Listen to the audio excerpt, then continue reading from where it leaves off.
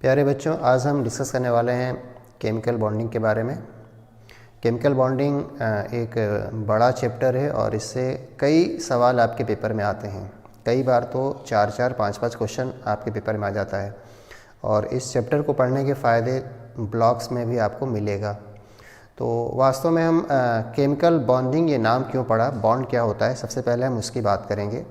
तो बॉन्ड जो नाम है, बॉन्ड यानी बंधना जिसको आप कहिए, बॉन्ड एटम या आयनों के बीच का अट्रैक्टिव फोर्स होता है। तो सबसे पहली बात, केमिकल बॉन्ड क्या होता है। तो केमिकल बॉन्ड जो है सिंपली अट्रैक्टिव फोर्सेस होते हैं बिटवीन एटम्स या आयन्स।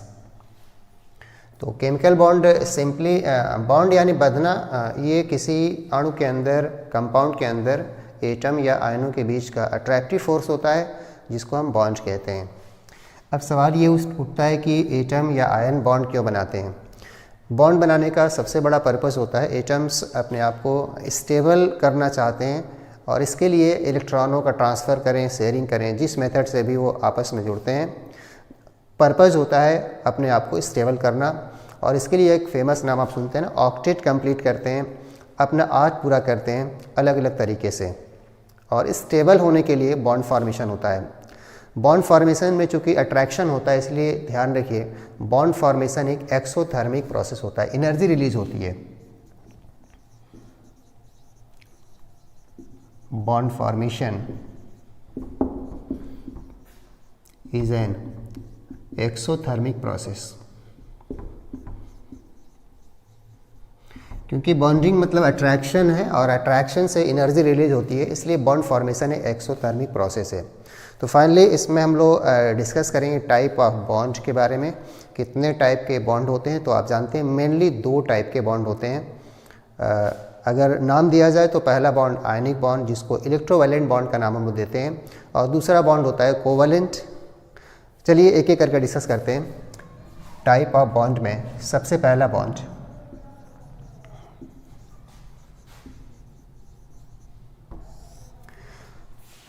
फर्स्ट नाम आता है आयनिक बॉन्ड का। इसका दूसरा नाम इलेक्ट्रोवैलेंट बॉन्ड भी है। तो इसको हम लोग डिटेल में डिस्कस करेंगे और ये जानेंगे कि ये बॉन्ड कहाँ बनता है, किन किन कंडीशन में बनता है, और ये भी डिस्कस करेंगे इस बॉन्ड के लिए कंपाउंड की पहचान हम लोग कैसे करेंगे कि उस कंपाउंड में बॉन्ड आयनिक है या नहीं है। तो जैसा कि नाम है आयनिक बॉन्ड, लगता है कि इसमें आयन्स टाइप की कोई चीज़ आएगी, और इसका एक नाम है इलेक्ट्रोवैलेंट। तो वास्तव में ये नाम दोनों क्यों रखेंगे, इनको मैं डिटेल में आपको अलग से बताऊंगा। पहली बात, ये बॉन्ड जो बनता है इसमें हम कह सकते हैं कि इलेक्ट्रॉनों का कंप्लीट ट्रांसफ़र होता है, formed by complete transfer of electrons from one atom to another। तो ये मतलब जनरल डेफिनेशन है, ये इलेक्ट्रॉनों के कंप्लीट ट्रांसफ़र से बनता है। एक एटम दूसरे एटम को पूरी तरह से इलेक्ट्रॉन को स्थानांतरित कर देता है, ट्रांसफ़र कर देता है। और इस बॉन्ड के बारे में 1-2 बातें और आपको बताऊंगा इम्पॉर्टेंट। यह बॉन्ड ध्यान रखिए, कभी भी 2 सेम एटम के बीच बन ही नहीं सकता। तो ध्यान रखिए, अभी आप आगे चल के कोवैलेंट बॉन्ड का डिस्कशन करेंगे। कोवैलेंट बॉन्ड सेम एटम के बीच भी जनरली बनता है, डिफरेंट एटम के बीच भी बन जाता है, लेकिन आयनिक बॉन्ड ध्यान रखिए, इलेक्ट्रोवैलेंट बॉन्ड केवल 2 डिफरेंट एटम के बीच ही पॉसिबल है। तो चलिए, ये तो हमने डेफिनेशन आपको बता दी। अब इसके डिटेल में एग्जाम्पल हम डिस्कस करेंगे। देखिए ये कहाँ कहाँ पे बनता है और किस तरह से बनता है। तो देखिए एग्जाम्पल की शुरुआत करते हैं। सबसे पहला एग्जाम्पल, एक आयनिक बॉन्ड का कंपाउंड होता है NaCl, जिसके बारे में काफ़ी आपको जानकारी है। तो इसकी बॉन्डिंग देखिए कैसे होती है। सबसे पहले हम लोग इनका इलेक्ट्रॉनिक कन्फिग्रेशन लिखते हैं। सोडियम का एटॉमिक नंबर 11 है और आप जानते हैं इसमें 11 इलेक्ट्रॉन अलग अलग ऑर्बिट में किस तरह से भरेंगे। पहली ऑर्बिट में 2 इलेक्ट्रॉन, दूसरे में 8, तीसरी में 1। अगर हम क्लोरीन की बात करते हैं तो क्लोरीन का हम इलेक्ट्रॉनिक कन्फिग्रेशन लिखते हैं, 17 इलेक्ट्रॉन होते हैं, इसके हिसाब से डिस्ट्रीब्यूशन किया जाए तो 2, 8 और 7। अब अगर हम बॉन्डिंग की बात करें तो हमारा सारा ध्यान इनके आउटर सेल पे होता है। आउटर सेल आप जानते हैं इनकम्प्लीट होती है, 8 से कम जनरली उसमें इलेक्ट्रॉन होते हैं। आप देख सकते हैं इसमें इसके आउटर सेल में 1 इलेक्ट्रॉन है और इसके आउटर सेल में 7 इलेक्ट्रॉन है। ये अपना ऑक्टेट कैसे पूरा कर पाएंगे, तो आप देख सकते हैं सिंपल तरीके से यह 1 इलेक्ट्रॉन अगर इसको ट्रांसफ़र कर दे तो दोनों का ऑक्टेट हो जाएगा। और इसके लिए हम लोग एक स्ट्रक्चर बनाते हैं, देखिए स्पेशली हम लोग इसमें आउटर सेल के ही इलेक्ट्रॉनों को ही दिखाते हैं। सोडियम के आउटर सेल में 1 इलेक्ट्रॉन है, यहाँ पे हम लोग दिखा सकते हैं इस तरह से। क्लोरीन के आउटर सेल में 7 इलेक्ट्रॉन है, उसको हम लोग अलग पॉइंट वाइज दिखा सकते हैं। ये 7 इलेक्ट्रॉन हो गए। फिर यह 1 इलेक्ट्रॉन इसको ट्रांसफ़र कर देगा कम्प्लीटली। ट्रांसफ़र होने के बाद अगर हम बॉन्डिंग करने के बाद अगर इसको बनाते हैं, क्योंकि सोडियम इलेक्ट्रॉन अपना डोनेट कर रहा है पूरी तरह से, इस पे प्लस चार्ज आएगा, Cl पे चार्ज आएगा माइनस।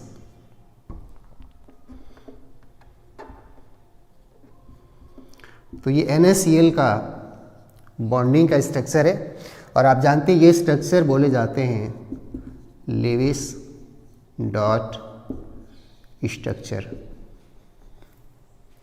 ऐसे ही हम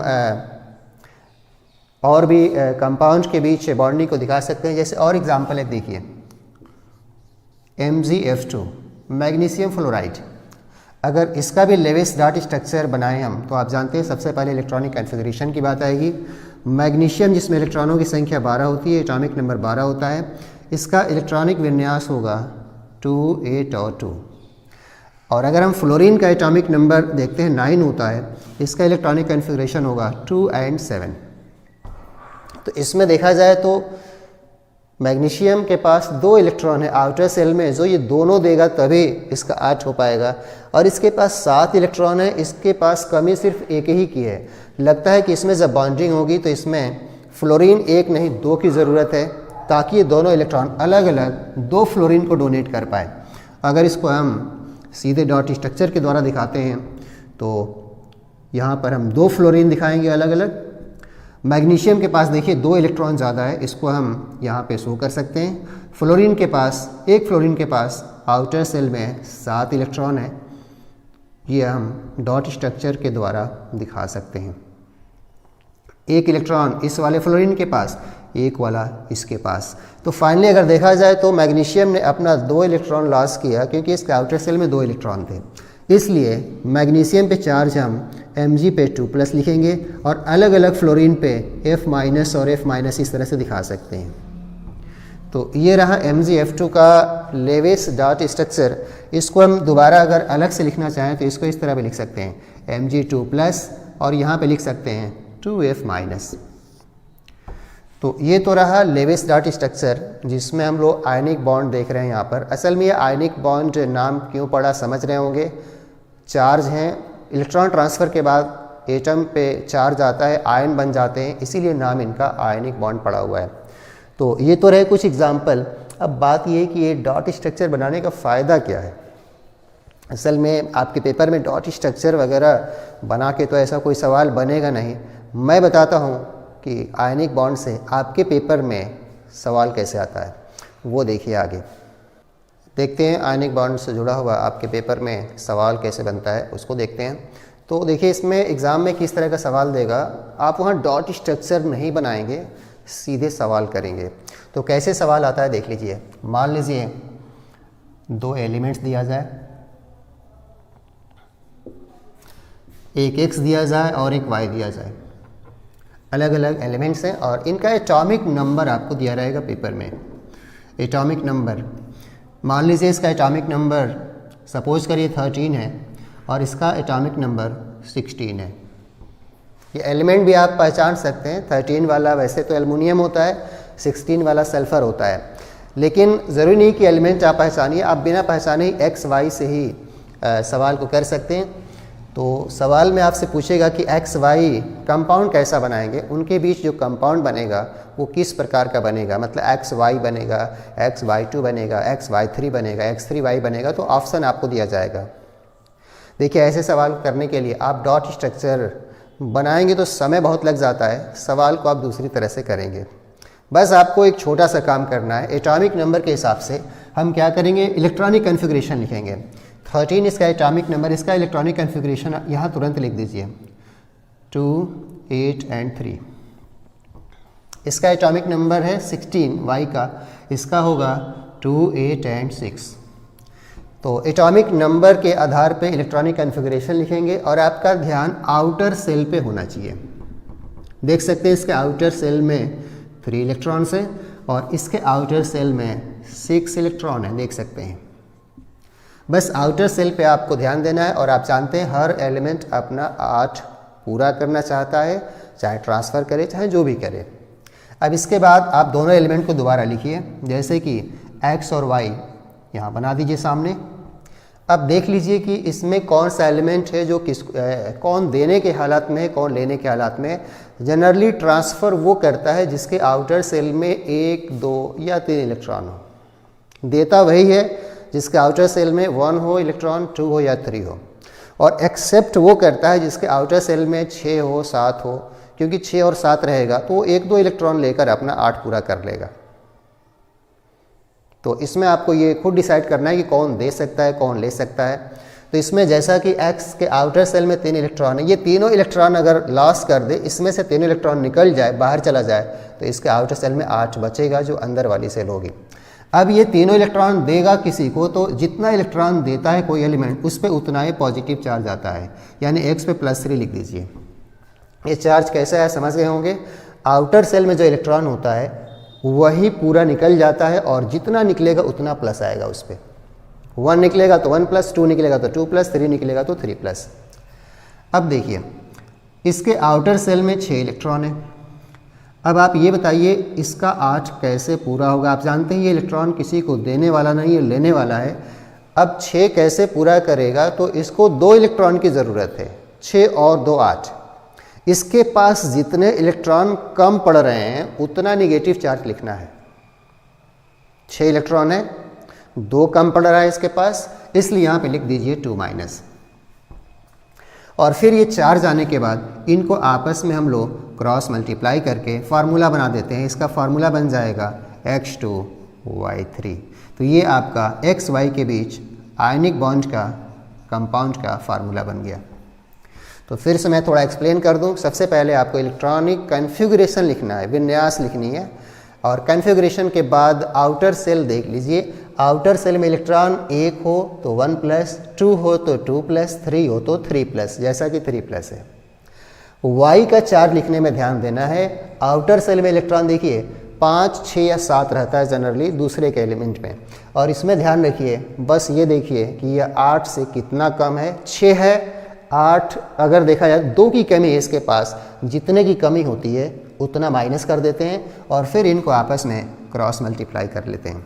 तो ये सिंपल सा फार्मूले वाला सवाल आता है। सवाल सीधा होगा, एलिमेंट x y का एटॉमिक नंबर 13 और 16 है, तो x y के बीच कंपाउंड का फार्मूला, तो आपका आंसर हो जाएगा X2Y3।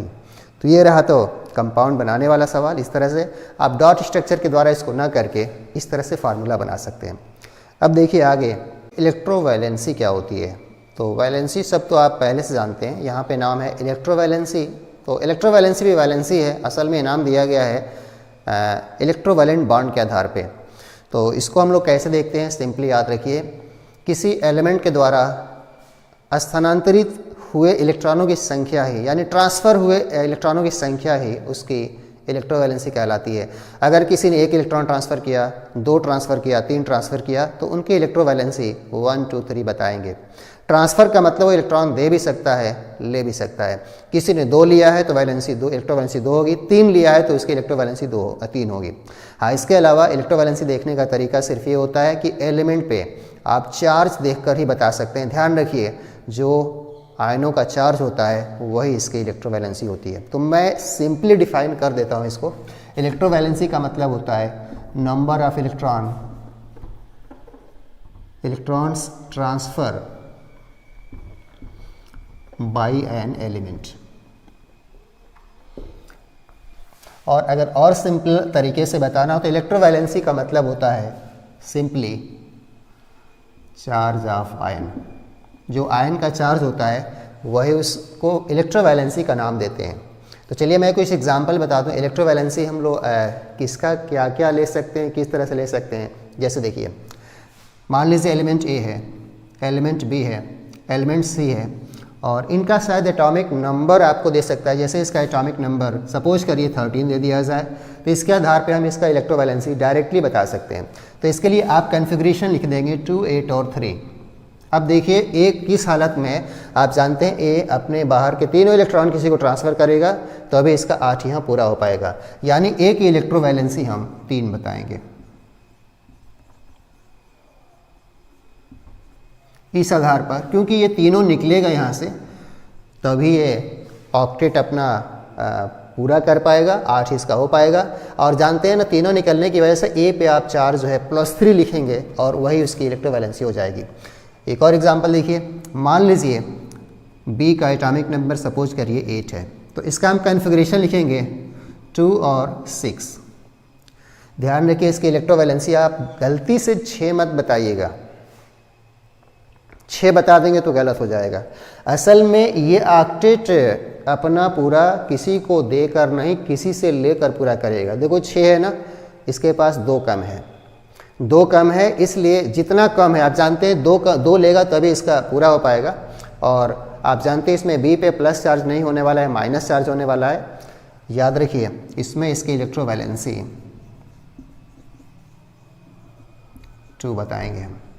ये 2 कैसा आया समझ गए होंगे। इसमें इसके पास 6 इलेक्ट्रॉन थे, जबकि ये 6 दे नहीं सकता किसी को।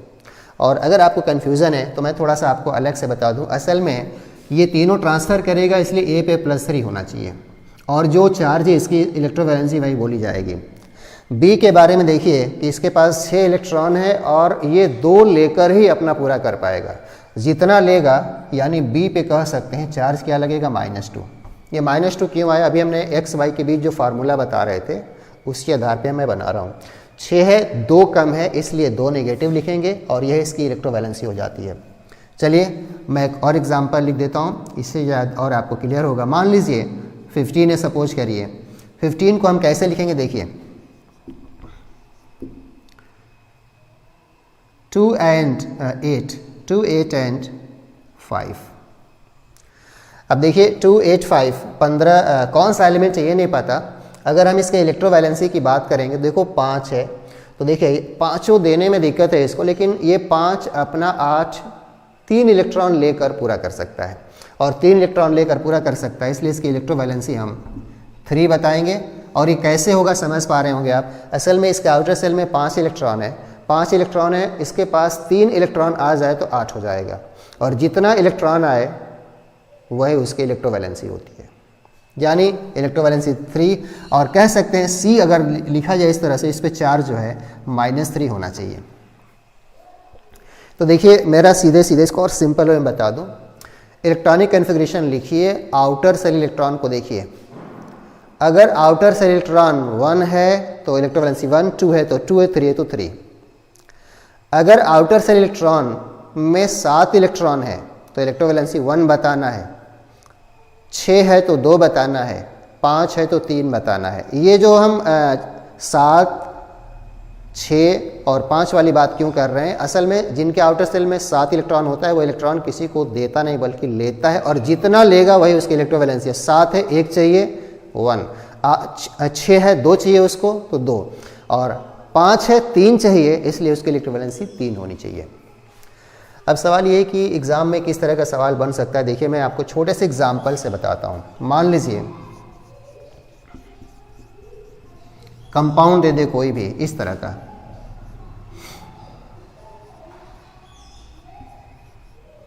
M3N2, और आपसे पूछे इसमें कि इसमें M और N की इलेक्ट्रोवैलेंसी क्या होगी अलग अलग।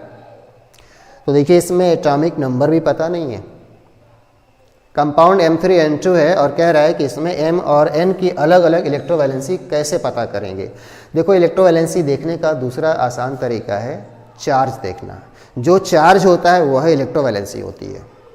तो इसके लिए क्या करेंगे, देखिए इसमें एटॉमिक नंबर का कोई काम नहीं है, इसको पहले आप तोड़ दीजिए। जैसे M 3 बार है तो इसको लिख दीजिए 3M, n 2 बार है तो इसको लिख दीजिए 2m। पहले कंपाउंड को ब्रेक कर लीजिए आप, m 3 बार है 3m और n 2 बार है 2n, और तोड़ने के बाद इन पे चार्ज आप अपने हिसाब से डिसाइड करिए। जब कंपाउंड कोई ऐसे तोड़ा जाता है तो मैं बता चुका है पहले, चार्ज उल्टा लगाया जाता है, यानी यहाँ 2 है तो यहाँ 2 प्लस आएगा, और यहाँ 3 है तो यहाँ पर 3 माइनस, चार्ज उल्टी जगह पे लगाया जाता है। अब देखिए ऐसा होने से m पे चार्ज 2 प्लस आ गया, यानी m की इलेक्ट्रोवैलेंसी 2 हो गई और n की इलेक्ट्रोवैलेंसी 3 हो गई। तो मैं अलग से लिख देता हूँ यहाँ पर, इलेक्ट्रोवैलेंसी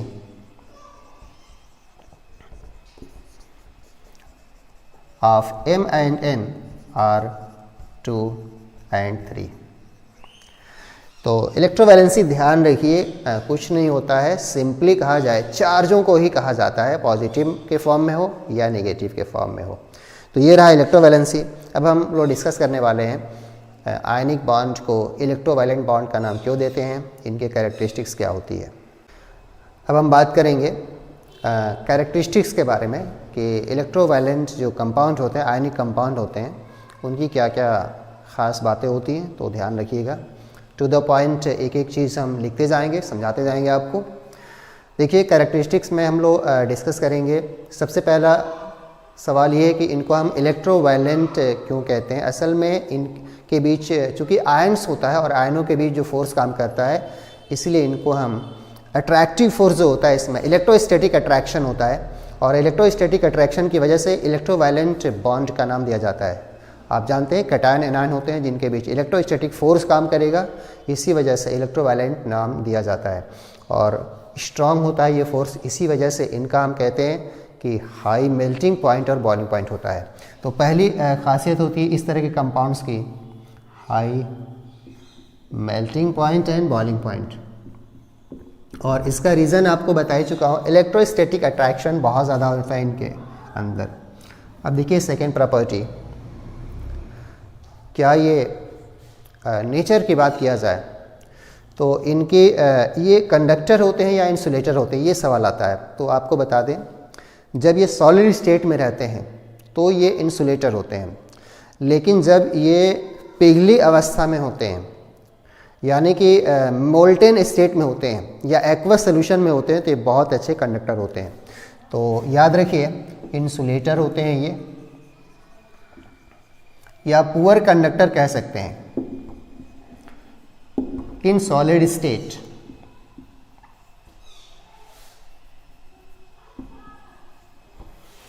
बट गुड कंडक्टर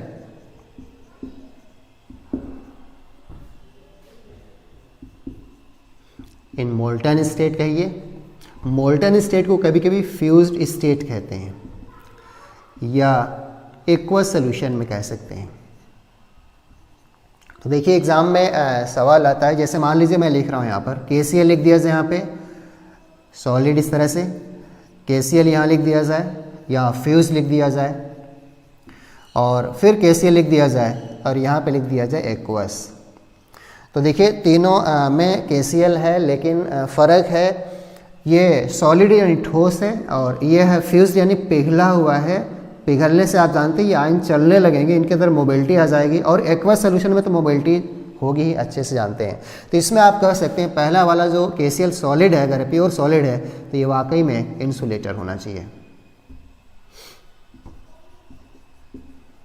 जबकि ये दोनों कंडक्टर हैं। तो कंडक्टर इसलिए हो जाएंगे क्योंकि इसमें आयन्स तो होते हैं इसमें, और ये आयन चूँकि पिघलने की वजह से इनके अंदर गति आ जाती है, एक्वस यानी वाटर में तो ये और तेज़ी से भागेंगे। तो आप कह सकते हैं कोई भी solid organic compound solid state में इंसुलेटर होता है, लेकिन पिघली अवस्था में मोल्टन स्टेट में, फ्यूज्ड स्टेट में या जली विलयन में कंडक्टर होता है, चालक होता है। अब हम बात करेंगे सबसे फेमस इसका टॉपिक सॉल्युबिलिटी के बारे में। इनकी सॉल्युबिलिटी कहाँ पे होती है, कहाँ पे नहीं होती है, और ये कैसे हम लोग तय करते हैं सॉल्युबिलिटी।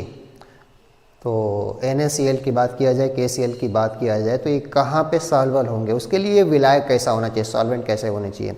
तो आपको बता दूं आयनिक कंपाउंड सॉल्वल होते हैं पोलर सॉल्वेंट्स में, सॉल्युबल इन पोलर सॉल्वेंट्स। देखिए पोलर सॉल्वेंट की पहचान अभी आप इस चैप्टर में आगे पढ़ेंगे। इसके लिए कौन सा सॉल्वेंट पोलर होता है। पोलर का मतलब समझ लीजिए वाटर होता है पोलर, एल्कोहल पोलर होता है,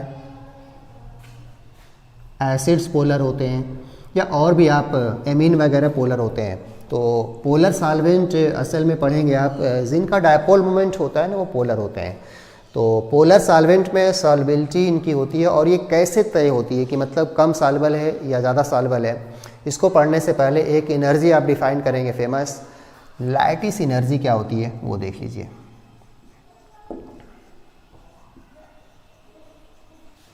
इसको लैटिस एनर्जी का नाम देते हैं या लैटिस एंथैल्पी का नाम देते हैं।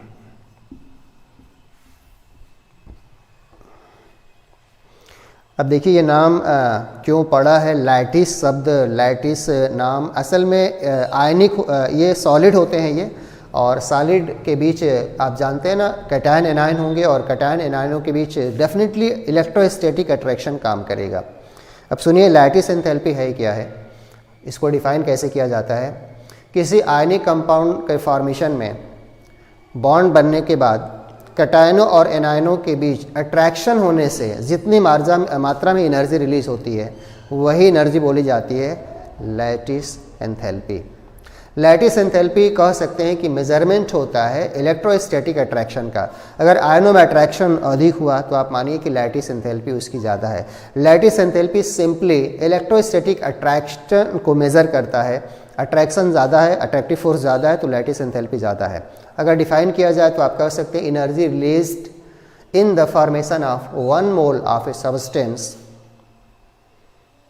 In the formation of an ionic compound, यानी 1 मोल आयनिक कंपाउंड के बनने में उनके कैटायन और एनायनों के बीच अट्रैक्शन से जितनी मात्रा में एनर्जी रिलीज होती है उसी एनर्जी को कहते हैं लैटिस एंथैल्पी।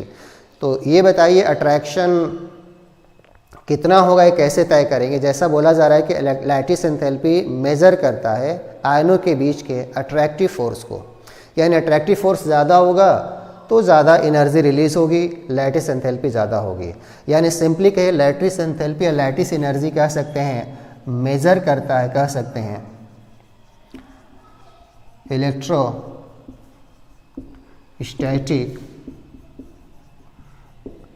अट्रैक्शन बिटवीन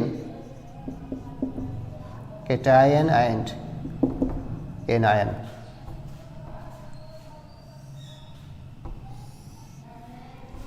आयनों के बीच जो अट्रैक्शन अगर ज़्यादा है तो लैटिस एनर्जी ज़्यादा होती है। तो ये बताइए अट्रैक्शन ज़्यादा कब होगा। आप जानते हैं अट्रैक्शन ज़्यादा होने के लिए इन आयनों पे चार्ज की मात्रा ज़्यादा होना चाहिए। आप जानते हैं जब चार्जों के बीच अट्रैक्शन का नाम आता है तो वहाँ नाम आता है कूलम्ब्स लॉ का, और कूलम्ब्स लॉ आप जानते हैं जो फोर्स होता है अट्रैक्टिव फोर्स की बात किया जाए तो वो Q1 Q2 अपान R स्क्वायर होता है। यानी फोर्स ज़्यादा होने के लिए Q1 Q2 अधिक होना चाहिए, चार्ज ज़्यादा होना चाहिए और चार्जों के बीच दूरी कम होना चाहिए, यानी साइज़ कम होना चाहिए। कहने का मतलब मेरा ये है अगर लैटिस एंथैल्पी की बात किया जाए तो lattice enthalpy is directly proportional to कह सकते हैं चार्ज ऑफ आयंस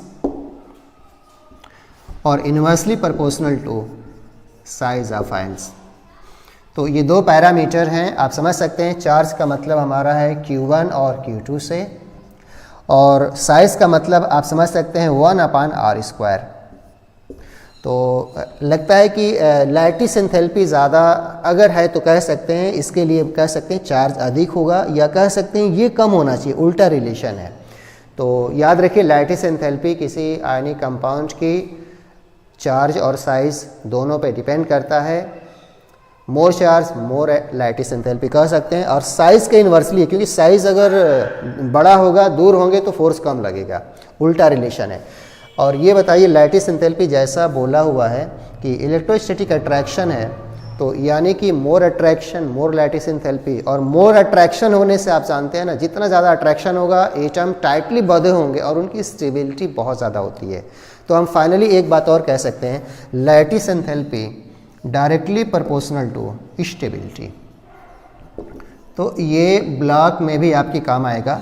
लगता है कि लैटिस एंथैल्पी के द्वारा हम स्टेबिलिटी भी हम आयनिक कंपाउंड का तय कर सकते हैं। तो चलिए हम लोग कुछ सवाल करते हैं लैटिस एंथैल्पी पे। तो लैटिस एंथैल्पी पे आइए हम लोग कुछ सवाल करते हैं। लैटिस एंथैल्पी ज़्यादा या कम के आधार पे हम लोग स्टेबिलिटी को बता सकते हैं, क्योंकि लैटिस एंथैल्पी ज़्यादा है यानी आयनों में अट्रैक्शन ज़्यादा है, और अट्रैक्शन ज़्यादा होने के लिए जैसा बताया चार्ज अधिक होना चाहिए और साइज छोटा होना चाहिए। चलिए एग्जाम्पल की बात करते हैं सीधे, सिंपल एग्जाम्पल।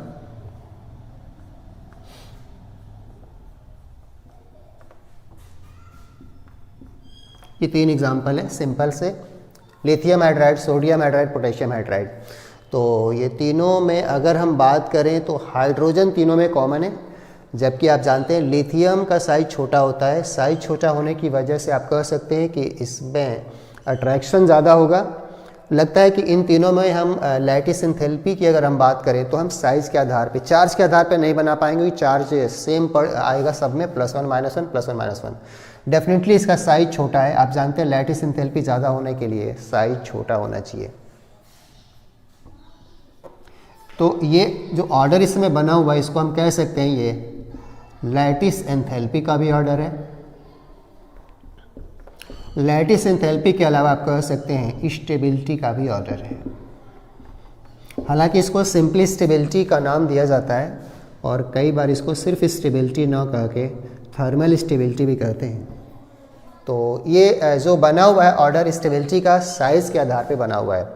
चलिए और एग्जांपल देखते हैं इस तरह का। NaCl, MgO, देखिए छोटा सा एग्जांपल है, सिंपल सा एग्जांपल है, और इसमें अगर हम इन दोनों में ही केवल अगर कंपेयर करेंगे तो देख सकते हैं आप। देखिए जहाँ तक बात है कई सारे फैक्टर आप लगा सकते हैं, +1 -1, इस पे चार्ज है +2 -2। तो बड़ी आसानी से आप बता सकते हैं कि लैटिस एंथैल्पी किसकी ज़्यादा है, स्टेबिलिटी किसकी ज़्यादा है। आप देख सकते हैं चार्ज का पैरामीटर आसानी से यहाँ लग जा रहा है, हालांकि साइज़ का भी लगने को लग जाएगा, बट चार्ज से ही पता चल रहा है कि इसकी लैटिस एंथैल्पी ज़्यादा होगी, स्टेबिलिटी ज़्यादा होगी, क्योंकि चार्ज की मात्रा ज़्यादा है। ये लैटिस एंथैल्पी का भी ऑर्डर है, या कह सकते हैं स्टेबिलिटी का भी ऑर्डर है। तो ये तो मतलब सिंपल से सवाल आपके पेपर में मुझे लगता है ऑर्डर बेस्ड आते हैं। हालांकि ध्यान रखिएगा ये आयनिक बॉन्ड में, आयनिक कंपाउंड में ही लगता है लैटिस एंथैल्पी का कंसेप्ट। फिर से मैं कह रहा हूँ सिर्फ आयनिक बॉन्ड में ही लगता है। अब थोड़ा सा हम बात कर लेंगे यहाँ पर एक और एंथैल्पी का, हाइड्रेशन एंथैल्पी। वो देखिए क्या होती है। हालांकि हाइड्रेशन का एक और नाम होता है सॉल्वेशन।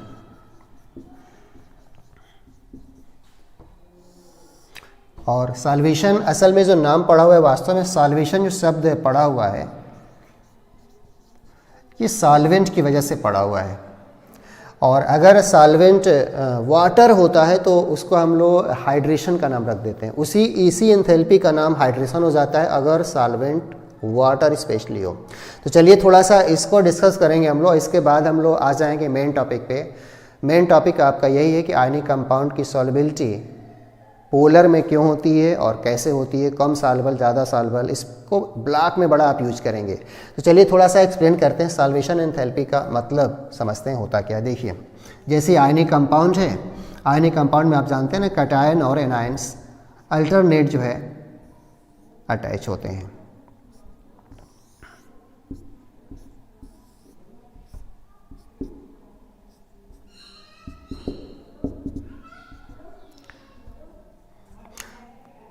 तो इसमें आप ये मानिए कि यहाँ पर Na+ है, यहाँ Cl- है, यहाँ Cl- है, यहाँ Na+ है। और देखिए सॉल्युबिलिटी की बात हमने जैसे की थी, पोलर सॉल्वेंट की बात की थी हमने। देखिए पोलर सॉल्वेंट की पहचान होती है जब उसका एक डायग्राम बनाया जाता है तो एक छोटा सा हम शेप यहाँ पे बना के रख देते हैं, और इस शेप में हम ये कहते हैं पोलर मॉलिक्यूल ये होता है जिसका एक सिरा नेगेटिव चार्ज, दूसरा सिरा पॉजिटिव चार्ज होता है। ये पोलर सॉल्वेंट का मतलब आप मानिए कि ये वाटर हो सकता है, अल्कोहल हो सकता है, एमीन हो सकता है, एसिड हो सकता है। अब देखिए जब ये आयनिक कंपाउंड जो कि एक क्रिस्टल लैटिस के रूप में Na+, Cl-, Na+, Cl- इस तरह से अटैच है, जैसे ही ये पोलर सॉल्वेंट में पहुंचता है यह मॉलिक्यूल इसको घेरना शुरू कर देते हैं। असल में ये आता है और देख सकते हैं इसका नेगेटिव पोल इसके पॉजिटिव पोल को घेरेगा ऐसे। ये जो हम पार्टिकल इस समय बना रहे हैं ये पोलर सॉल्वेंट का यानी वाटर या अल्कोहल या एमीन का हो सकता है। इसका जो एनायन है उसको इस तरह से पोलर मॉलिक्यूल घेरेगा। अब देखिए होगा क्या इसमें, फाइनली ये जो पोलर मॉलिक्यूल्स हैं यहाँ से ये घेरने लगते हैं, खींचना शुरू कर देते हैं। आप जानते हैं इसके पॉजिटिव और इसके नेगेटिव के बीच अट्रैक्शन हुआ, खींचने शुरू करते हैं और खींचकर फाइनली इसको तोड़ देते हैं और तोड़ कर ये पूरी तरह से अलग हो जाता है। उसी तरह से एनायन को यानी नेगेटिव चार्ज वाले आयन को इसका पॉजिटिव पोल अपनी तरफ खींचता है और ये खींचकर इसको भी तोड़ देता है और ये जब तक टूटेगा नहीं तब तक सॉल्वेबिलिटी नहीं होती है। अब देखिए एक नाम हमने जो दिया था सॉल्वेशन एंथैल्पी का मतलब सुन लीजिए। कैटायन और नेगेटिव पोल, जो पोलर सॉल्वेंट होता है ना, उसका ये सिरा बोला जाता है नेगेटिव पोल, ये सिरा बोला जाता है पॉजिटिव पोल। कैटायन और नेगेटिव पोल के बीच जो अट्रैक्शन होता है, अट्रैक्शन से जितनी मात्रा में एनर्जी रिलीज होती है उसको कहा जाता है सॉल्वेशन एंथैल्पी। तो आप डेफिनेशन इसका यहाँ से भी दे सकते हैं, यहाँ से भी दे सकते हैं। असल में सॉल्वेशन एंथैल्पी का मतलब एनर्जी निकलती है, एनर्जी रिलीज होती है during attraction between cation and negative pole कह सकते हैं, या एनायन एंड पॉजिटिव पोल। यानी कि कैटायन या एनायन और पोलर मॉलिक्यूल के बीच अट्रैक्शन होने से जो एनर्जी इन्वॉल्व होती है, रिलीज होती है, उसको बोला जाता है सॉल्वेशन एंथैल्पी। तो सॉल्वेशन एंथैल्पी कह सकते हैं एक तरह से, solvation enthalpy is measurement of attractive force between cation and negative pole of polar molecule और anion and positive pole of polar molecule. तो ये जो अट्रैक्शन है बाहर से जो दिखाई पड़ रहा है खींचने वाला, इसी एनर्जी को, इसी अट्रैक्शन का नाम दिया जाता है सॉल्वेशन एंथैल्पी, जो कि सॉल्वेंट के आधार पर तय होता है। और आपको बता दें, जैसा हमने बोला सॉल्वेंट अगर वाटर हो तो यही एंथैल्पी बोली जाती है हाइड्रेशन। और ये जो नाम है, ये पोलर सॉल्वेंट यहाँ वाटर होगा, तब जाके हम इसी एंथैल्पी का नाम हाइड्रेशन देते हैं। तो डेफिनेटली ये डेफिनेशन आप समझ गए होंगे सॉल्वेशन एंथैल्पी क्या है। तो सिंपल डेफिनेशन सुन लीजिए, कैटायन एंड नेगेटिव पोल या एनायन एंड पॉजिटिव पोल के बीच अट्रैक्शन से जितनी मात्रा में एनर्जी रिलीज होती है उसको हम लोग सॉल्वेशन एंथैल्पी कहते हैं। सॉल्वेशन एंथैल्पी का दूसरा नाम हाइड्रेशन है अगर सॉल्वेंट वाटर हो। अब सुनिए, इसके पहले मैं डिस्कस कर चुका हूँ, इनका जो अट्रैक्शन था, मतलब Na प्लस Cl माइनस, इसको मानिए आप Na plus Cl minus Na plus, इनका जो अट्रैक्शन था ना आपस का, वो जो मेजरमेंट था उसको एक एंथैल्पी का नाम दिया गया था लैटिस एंथैल्पी। और ये जो बाहर वाला अट्रैक्शन है इसका नाम दिया जा रहा है सॉल्वेशन एंथैल्पी। तो अब बात ये उठती है कि सॉल्वेबिलिटी कब होगी, सॉल्वेबिलिटी कम ज़्यादा कैसे होगी। तो डेफिनेटली ये बाहर का अट्रैक्शन ज़्यादा होना चाहिए, तब इसको तोड़कर निकाल पाएगा।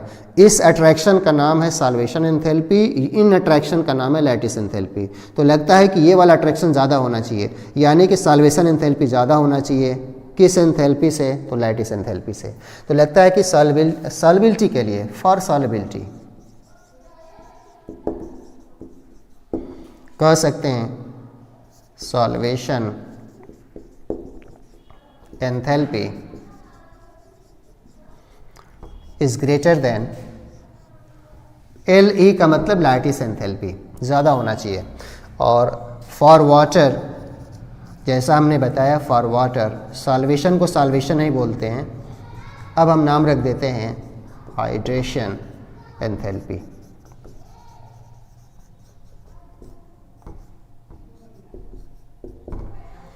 तो फाइनली अगर देखा जाए तो हम कह सकते हैं कि किसी आयनिक कंपाउंड की सॉल्वेबिलिटी दो टाइप की एंथैल्पीज मिलकर डिसाइड करती हैं। एक लैटिस एंथैल्पी देखना पड़ता है और एक हाइड्रेशन एंथैल्पी। अब हम हाइड्रेशन बोला करेंगे क्योंकि एग्ज़ाम में हाइड्रेशन से ही सवाल आता है।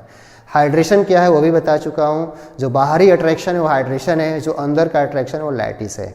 तो फाइनली अगर देखा जाए तो सॉल्वेबिलिटी तभी होगी जब हाइड्रेशन एंथैल्पी ज़्यादा हो। किस एंथैल्पी से? तो लैटिस एंथैल्पी से। LE का मतलब लैटिस एंथैल्पी। अब बात यह है कि सॉल्वेबिलिटी कम ज़्यादा हम कैसे तय करेंगे। आप जानते हैं सॉल्वेबिलिटी ज़्यादा होने के लिए ये वाला अट्रैक्शन बहुत ज़्यादा होना चाहिए और ये वाला अट्रैक्शन बहुत कम होना चाहिए तब ये टूट के निकल पाएगा। यानी लगता है कि सिंपली ये कहा जाए कि सॉल्युबिलिटी मैक्सिमम कब होगी, तो आप कह सकते हैं सॉल्युबिलिटी मैक्सिमम कब होती है, जब हाइड्रेशन एंथैल्पी मैक्सिमम होती है और लैटिस एंथैल्पी मिनिमम होती है। आप जानते हैं ये जितना ज़्यादा होगा और ये जितना कम होगा ये तुरंत टूट के निकलना शुरू हो जाएगा, यानी सॉल्वर हो जाएगा। तो फाइनली हम सिंपल सी बात कह दें कि solubility is directly proportional to hydration enthalpy and inversely proportional to lattice enthalpy आप कह सकते हैं। तो फाइनली मैं यहाँ पे लिख देता हूँ solubility directly proportional to hydration enthalpy and inversely proportional to lattice enthalpy. तो ध्यान रखिए इन दो तरह की एंथैल्पीज का मिला जुला कम्बिनेशन है जिसके आधार पे हम लोग सॉल्युबिलिटी विलेयता घुलनशीलता को तय करते हैं। अब हम बात करेंगे इसके आगे कैरेक्टरिस्टिक्स के बाद कुछ और बातों को बताएंगे, जैसे आयनिक बॉन्ड बनने की शर्तें क्या होती हैं उसको आगे देखिए। हाँ, अब सवाल उठता है कि आयनिक बॉन्ड या इलेक्ट्रोवैलेंट बॉन्ड बनने की शर्त क्या है, एटम कैसा होना चाहिए ताकि उनके बीच आयनिक बॉन्ड बने। क्या आप जानते हैं सारे एटम आयनिक बॉन्ड नहीं बनाते, तो कुछ पॉइंट्स हम ऐसे ही बोल देते हैं, सुन लीजिए। आयनिक बॉन्ड बनने के लिए हमने जैसा बताया था आयनिक बॉन्ड मेटल और नॉन मेटल के बीच बनता है। दो सेम एटम जैसा बोला हमने कि आयनिक बॉन्ड नहीं बनाते। Ionic bond generally S block और पी ब्लॉक के बीच बनता है। और ये भी कह सकते हैं आयनिक बॉन्ड बनने के लिए जो एलिमेंट्स होना चाहिए, एक एलिमेंट होना चाहिए जिसके आउटर सेल में 1 या 2 या 3 इलेक्ट्रॉन हो, और एक एलिमेंट होना चाहिए जिसके आउटर सेल में 5, 6 या 7 इलेक्ट्रॉन हो, ताकि ट्रांसफ़र होकर दोनों एक दूसरे का ऑक्टेट पूरा कर लें। अब देखिए इसमें जब आयनिक बॉन्ड बनता है तो इसमें कुछ और कंडीशंस होती हैं। 2 टाइप की एनर्जी इसमें एक्चुअली इन्वॉल्व होती है, और वो एनर्जी सुनेंगे आप। एक नाम सुनेंगे इसमें आयनाइजेशन एंथैल्पी का, और एक नाम सुनेंगे इलेक्ट्रॉन गेन एंथैल्पी का। ये नाम इसलिए ज़रूरी है क्योंकि इसके आधार पे भी एक सवाल बनता है, एनसीईआरटी में दिया भी हुआ है।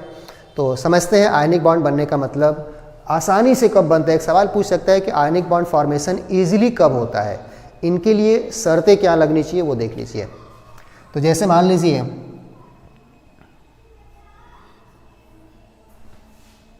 M और X है, सपोज करिए मेटल है, और X जो है नॉन मेटल है।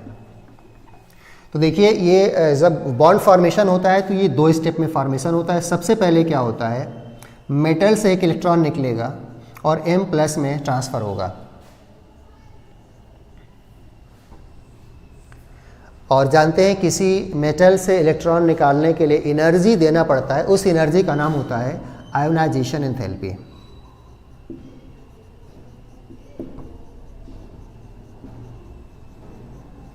जब इलेक्ट्रॉन निकल गया तो ये इलेक्ट्रॉन ये X जो कि नॉन मेटल, ये इसको एक्सेप्ट करेगा। और एक्सेप्ट कैसे करेगा देखिए, X+ electron is equal to X-।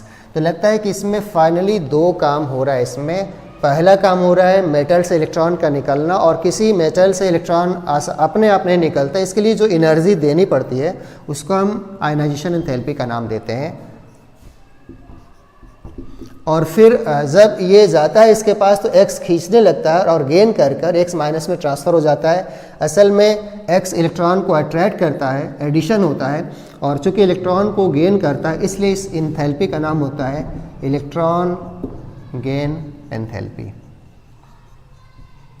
हालांकि इसका नाम इलेक्ट्रॉन गेन एंथैल्पी भी है, और आगे पढ़ेंगे कभी कभी इसको इलेक्ट्रॉन एफिनिटी भी कहा जाता है। तो आयनिक बॉन्ड फॉर्मेशन में लगता है कि ये वास्तव में 2 स्टेप में होता है। पहले इलेक्ट्रॉन का निकल जाना और फिर X यानी नॉन मेटल उसको अपनी तरफ खींचता है। तो एग्ज़ाम में ये हम बता रहे हैं, किस लिए आपको बता रहे हैं उसका पर्पस समझ लीजिए। आयनिक बॉन्ड आसानी से कब बनेगा, ईजिली कब बनेगा, उसकी शर्त क्या होती है। देखिए आयनिक बॉन्ड आसानी से तब बनेगा जब मेटल से इलेक्ट्रॉन जल्दी निकले, आसानी से निकले। आसानी से निकलने के लिए आप खुद सोचिए, अगर कोई मेटल है, इलेक्ट्रॉन आसानी से निकलने का मतलब क्या होगा, आसानी से कब निकलेगा।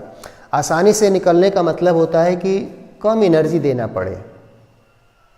यानी मेटल ऐसा होना चाहिए जिसकी आयनाइजेशन एंथैल्पी कम होनी चाहिए। और देखा जाए कि ये गेन कर रहा है, ये तेज़ी से खींचेगा तभी जल्दी बनेगा, जल्दी खींचेगा, और जितना जल्दी खींचेगा यानी उसकी इलेक्ट्रॉन एफिनिटी ज़्यादा होना चाहिए, यानी कि जल्दी से निकल जाए, और जल्दी से निकलेगा तभी जब एनर्जी कम देना पड़ेगा। आयनाइजेशन एंथैल्पी कम होना चाहिए मेटल की, और नॉन मेटल की आप कह सकते हैं कि इलेक्ट्रॉन एफिनिटी ज़्यादा होना चाहिए। तो हम कह सकते हैं an ionic bond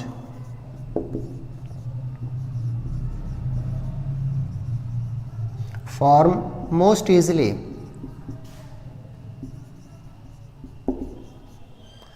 ionic bond form most easily when metal, कैसा होना चाहिए कि metal have lowest ionization enthalpy, और non metal कह सकते हैं have highest electron affinity.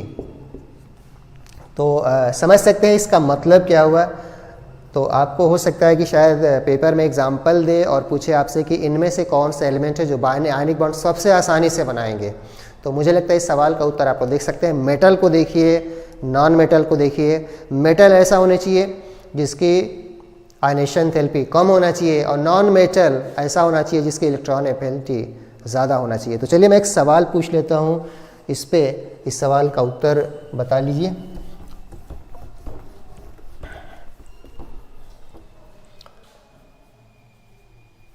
An ionic bond form most easily between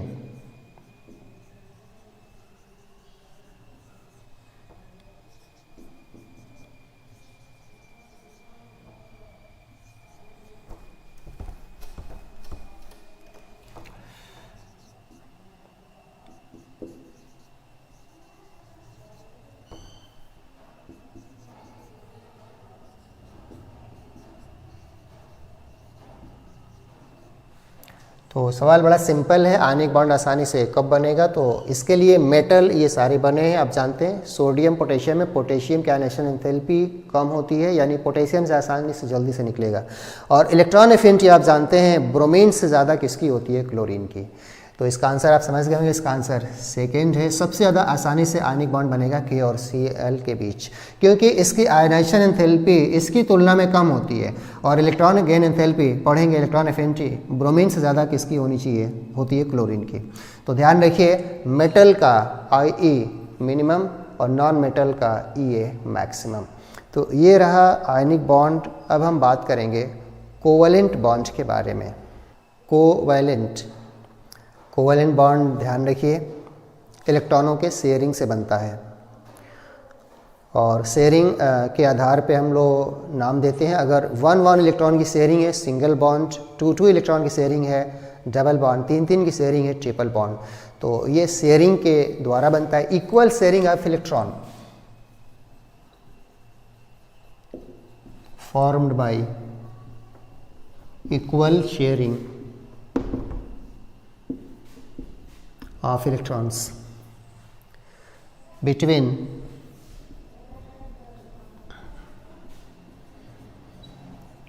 two same or different atoms। तो इसमें ध्यान रखिए एटम सेम भी हो सकता है, डिफरेंट भी हो सकता है। तो चलिए कुछ सिंपल सा लेविस डॉट स्ट्रक्चर बनाते हैं, लेकिन देखिए ध्यान से, फाइनली आपको इसमें टाइम ज़्यादा ख़राब नहीं करना है। डॉट स्ट्रक्चर नहीं आता, फाइनली आपसे जो सवाल पूछे जाते हैं, जो काम की बात है, वो मैं आपको बताने वाला हूँ। तो देखिए पहले हम लोग सिंपल सा छोटा सा एग्जांपल लेते हैं। जैसे हाइड्रोजन मॉलिक्यूल होता है, आप जानते हैं हाइड्रोजन के आउटर सेल में एक इलेक्ट्रॉन, दूसरे हाइड्रोजन के आउटर सेल में भी एक इलेक्ट्रॉन है। अगर हम इसको डॉट स्ट्रक्चर के द्वारा पूरा कंप्लीट दिखाएं तो देखिए इस तरह से दिखाया जाता है। ये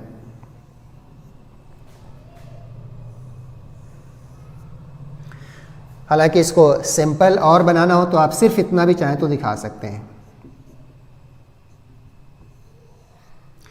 तो एक एक इलेक्ट्रॉन की शेयरिंग होती है और इसीलिए हम लोग सिंपली एक लाइन के द्वारा हम लोग शो करते हैं, जो कि कोवैलेंट बॉन्ड को दिखाने का तरीका है। तो एक लाइन आप जानते हैं, एक सिंगल लाइन एक सिंगल बॉन्ड को बताती है।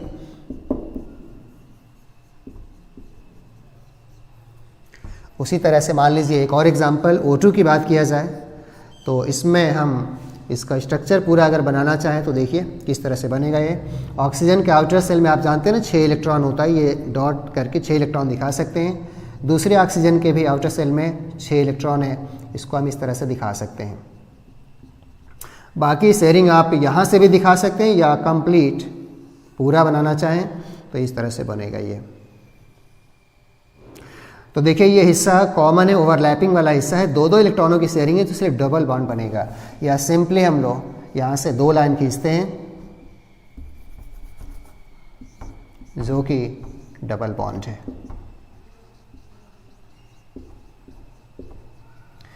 तो देखिए इसको इस तरह से बनाने का फ़ायदा नहीं है, फ़ायदा है कि सीधे आप ये वाला स्ट्रक्चर सीधे बनाइए और लोन पेयर आप दिखाइए उस पर। आप जानते हैं ना इसमें इलेक्ट्रॉन बचेंगे यहाँ पे जो कि लोन पेयर होते हैं, तो ये आपके काम की चीज़ है, लोन पेयर देखना।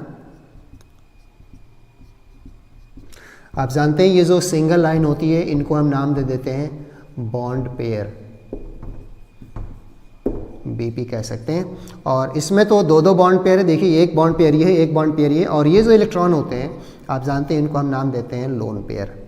तो ऑक्सीजन पे 2 लोन पेयर है, देख सकते हैं दोनों में लोन पेयर है। इस तरह से हम और स्ट्रक्चर बना रहे हैं आपको सामने, और ध्यान रखिए स्ट्रक्चर बनाने की टेक्निक होती है, कई जगह फंस जाता है मामला। तो आगे मैं बताता हूँ, देखिए बाकी मॉलिक्यूल्स के स्ट्रक्चर कैसे बनता है। तो चलिए देखते हैं आगे कुछ और कोवैलेंट बॉन्ड के मॉलिक्यूल्स। देखिए डॉट स्ट्रक्चर ये बार बार बनाने में समय बहुत लगता है, तो आपको सिंपल और जल्दी बनाना है। चलिए बात करते हैं अमोनिया की। तो देखिए इसमें काफ़ी लोगों को ऐसे पहले से पता है, इसमें सेंट्रल एटम आप पहचान लीजिए और सेंट्रल एटम चूज करिए और उसका एटॉमिक नंबर देखिए हम लोग बनाते कैसे हैं। नाइट्रोजन है, नाइट्रोजन का एटॉमिक नंबर 7 को ऑर्बिट में भरिए। 2 और 5, 2 और 5 का मतलब होता है नाइट्रोजन के आखिरी कोष में बाहरी सेल में 5 इलेक्ट्रॉन है, वही 5 इलेक्ट्रॉन आपको सोचना है। और जानते हैं ना हाइड्रोजन के पास 1 इलेक्ट्रॉन होता है, सिंगल बॉन्ड बनाता है। यानी अगर हम नाइट्रोजन यहाँ पे बनाते हैं, आप जानते हैं इसमें 3 हाइड्रोजन सिंगल बॉन्ड से अटैच होंगे, हाइड्रोजन हर जगह सिंगल बॉन्ड बनाता है, और इसके पास इलेक्ट्रॉन 2 बच जाएंगे बॉन्डिंग के बाद। और आप समझ सकते हैं ये 2 क्यों बचेंगे, क्योंकि 1 इलेक्ट्रॉन इसके साथ, 1 इसके साथ, 1 इसके साथ, तो 1 2 3 और 2 5। यानी आप कह सकते हैं इस अमोनिया मॉलिक्यूल के अंदर आप जानते ही नहीं एक बॉन्ड पेयर कहलाता है लोन पेयर। इसमें कह सकते हैं ना 3 बॉन्ड पेयर है और 1 लोन पेयर है। तो असली काम का ये है आपके पास बॉन्ड पेयर कितने, लोन पेयर। याद रखिए ये जो सिंगल लाइन होती है ना यही बॉन्ड पेयर होता है। तो ये 3 है, तीनों बॉन्ड पेयर और 1 lone pair, 2 electron 1 lone pair होता है।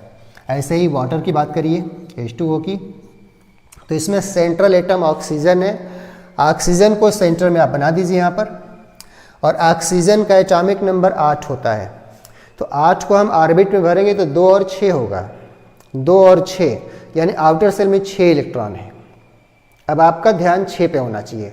6 का मतलब होता है इसमें 2 तो H के साथ अलग अलग चले जाएंगे, 6 में से 2 चले जाएंगे तो 4 बचेंगे, और 4 बचेंगे तो उनको 2 को इस तरह से करके दिखा सकते हैं।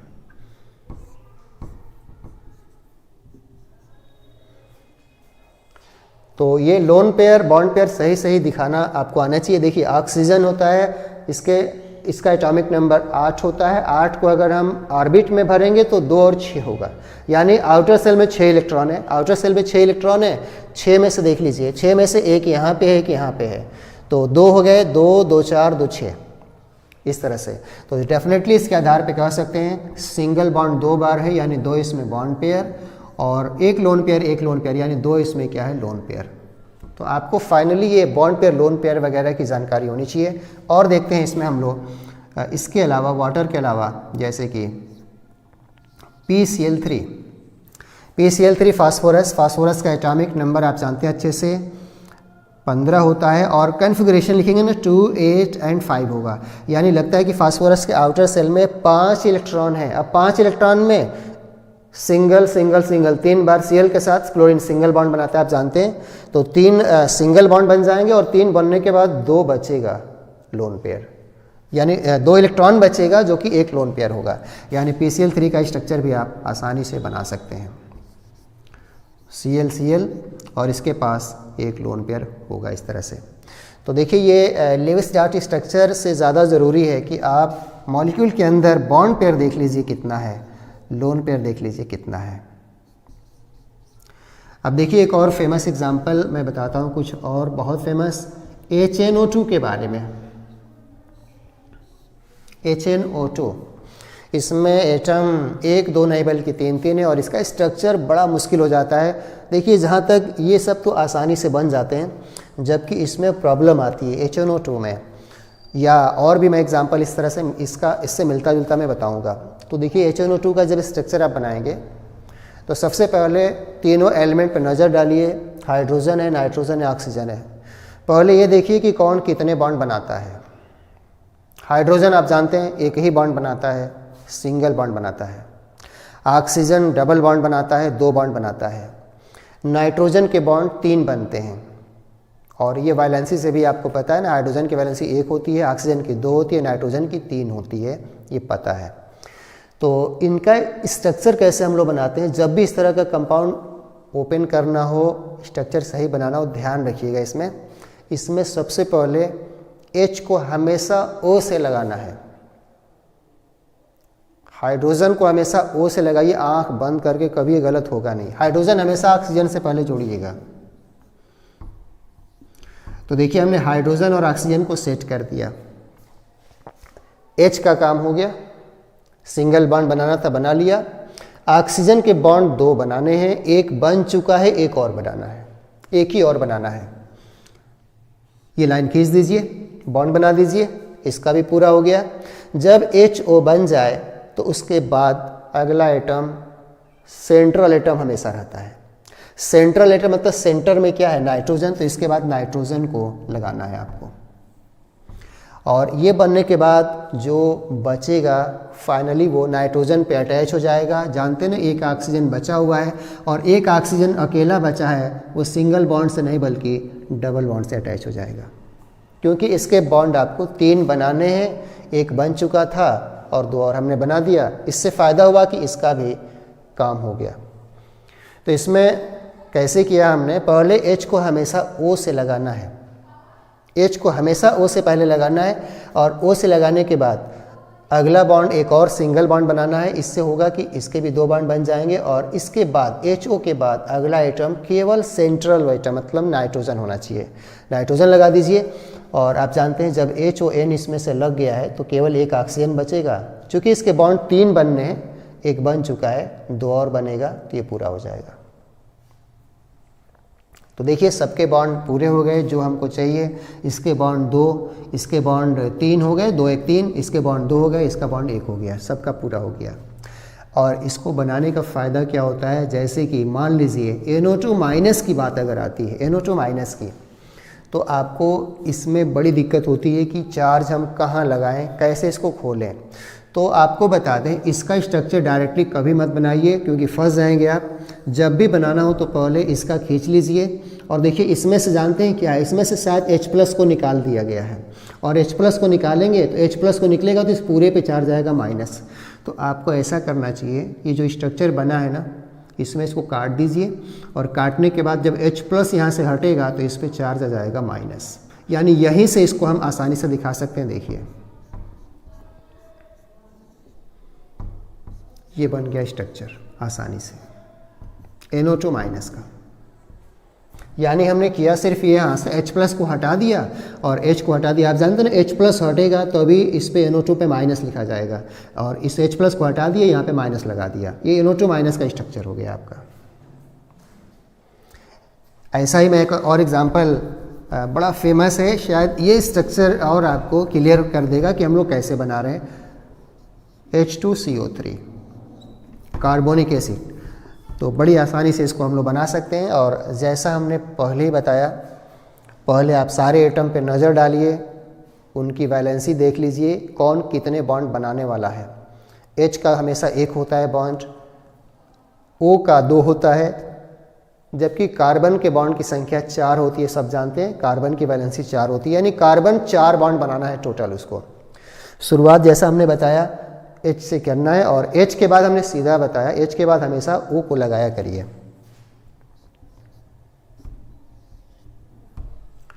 H के बाद हमेशा O को लगाया करिए, जैसे इसमें भी लगाया था आपने। और इसके बाद एक लाइन और खींचेंगे, और उसके बाद हमने कहा सेंट्रल एटम। सेंट्रल एटम आप देख सकते हैं, इसमें नाइट्रोजन था और इसमें सेंट्रल एटम कौन सा है, कार्बन है, तो कार्बन लगा दीजिए।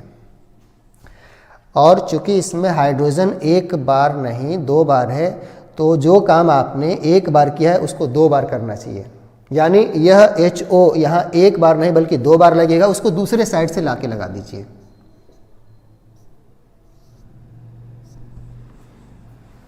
तो जब हाइड्रोजन की संख्या ज़्यादा हो तो जो HO वाला काम है वो दोनों साइड से लगा दीजिए, एक इधर से एक इधर से। इससे क्या होगा कि इसमें 2 हाइड्रोजन सेट हो गए, 2 ऑक्सीजन सेट हो गए। अब इसमें क्या बचा तो आप मिला के देख लीजिए, इसमें केवल बच रहा है 1 ऑक्सीजन, क्योंकि 2 तो हम लगा चुके हैं। अब 1 ऑक्सीजन कहाँ पे जुड़ेगा, याद रखिए OH जब जुड़ जाता है तो जो 1 ऑक्सीजन बचता है ना, वो खाली सेंट्रल एटम पे ही लग पाता है। जैसे इसमें ऑक्सीजन 1 बचा हुआ है, और चूंकि इसके बॉन्ड की संख्या टोटल 4 होती है, 2 बन चुका है, डबल बॉन्ड हो। इससे ये हुआ कि इसके बॉन्ड 4 पूरे हो गए ना, 1 2 3 4, और ऑक्सीजन का भी पूरा हो गया H2CO3। तो आपको इसमें ये करना है कि जब भी इस तरह का स्ट्रक्चर है तो हमेशा शुरुआत हाइड्रोजन से करिए। हाइड्रोजन से पहले ऑक्सीजन को लगा लीजिए, और उसके बाद सेंटर वाला एटम बीच में। और चूंकि इसमें हाइड्रोजन 2 बार था इसलिए 2 बार रिपीट किया, HO को 2 बार रिपीट किया, और यहाँ कार्बन के बॉन्ड 4 होना है तो 2 और 2 4, इस तरह से बना दिया। इसका फ़ायदा क्या होता है देखिए, आप जानते हैं दोनों हाइड्रोजन H+ के रूप में निकल जाए, H+ 2 बार निकल जाए तो CO3 पे चार्ज आ जाएगा 2-, इसलिए क्योंकि इसमें हाइड्रोजन एक नहीं बल्कि दोनों निकलेगा, और दोनों निकलेगा तो हम इसका स्ट्रक्चर यहीं से बना सकते हैं। इसको काट सकते हैं, इसको काट सकते हैं, और एक H+ हटेगा तो यहाँ माइनस, दूसरा H+ हटेगा तो यहाँ माइनस, यानी कार्बोनेट आयन का स्ट्रक्चर आप आसानी से यहाँ पे ड्रा कर सकते हैं। ये कार्बोनेट आयन का स्ट्रक्चर हो गया। याद रखिए आयनों का स्ट्रक्चर डायरेक्ट बनाएंगे तो गलत हो जाता है, चार्ज ही नहीं पता लगता कि लगाना कहाँ पे है। इसीलिए कंपाउंड का पहले बनाइए और आयन का बाद में। बस हाइड्रोजन काटना है, एक निगेटिव यहाँ पे क्योंकि H+ यहाँ से जाएगा, और एक निगेटिव यहाँ पे क्योंकि H+ यहाँ से जाएगा। तो ये बड़ा आसानी से बन जाता है, कार्बोनेट आयन का स्ट्रक्चर है। तो ये रहा कुछ डायग्राम। असल में इसी के आधार पे आगे के टॉपिक्स पढ़ने। एक बॉन्ड आप सुनेंगे कोऑर्डिनेट या डेटिव बॉन्ड, और उसके बाद हम लोग डिस्कस करेंगे फॉर्मल चार्ज। फॉर्मल चार्ज कैसे निकालते हैं, फिर आप रेजोनेटिंग स्ट्रक्चर पढ़ेंगे, इसके बाद आएगा बॉन्ड ऑर्डर उसमें निकालना, और फिर polar non polar covalent bond. तो कंटिन्यू हम लोग करेंगे अगले लेक्चर में इस टॉपिक को। NCERT से आप चाहें तो रीड करते रहिए ताकि आपको ज़्यादा से ज़्यादा फ़ायदा मिलते हैं। तो ये केमिकल बॉन्डिंग जो इनऑर्गेनिक का चैप्टर था हमने स्टार्ट किया है ताकि सिलेबस आगे बढ़ता रहे। मिलते हैं अगले वीडियो लेक्चर में।